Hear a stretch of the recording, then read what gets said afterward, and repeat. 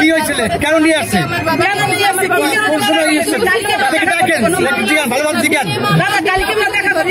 ভালো মানুষ তো মামলা দায়ের করে বিকেলবেলা 5টার পরে আমার বাবাকে কারাগারে দেওয়া হয়েছে। তারপরে বাবা ছিল পরশু দিন গত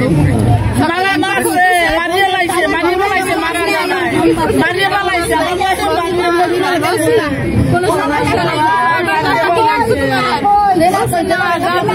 নাই, কোনো সমস্যা নাই। বিকেলে আবার বলতেছে বাবা আমার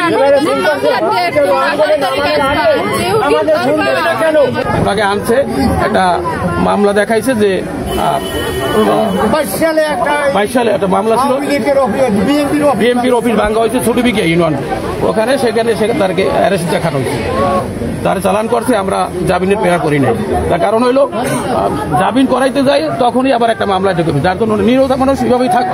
কিছুদিন পরে আমরা জামিন করানোর চেষ্টা করবো, কিন্তু কালকে আমরা দেখা করে গেছি না সাথে জেল কেটে, তখন বলছে যে আমি সুস্থ আছি, কোনো সমস্যা নাই আমার, কিন্তু আজকে তার সে একটা নাগাদ আমাদের অসুস্থ হয়েছে, একটা নাকি একটা 18 নাকি নাগাদ অসুস্থ হয়েছে, কিন্তু একটা পরিবারের কাউরে জানানো হয় না। পরিবারের জানে ফেসবুক থেকে ফেসবুকে পোস্ট করা হয়, সেখান থেকে মারা গেছে। কারণ আমরা এভাবে কেন জানবো? আমরা পরিবার, আমরা পুলিশের কাছ থেকে খবর পাবো না যে আমার কাছে অসুস্থ, আমরা জানবো না।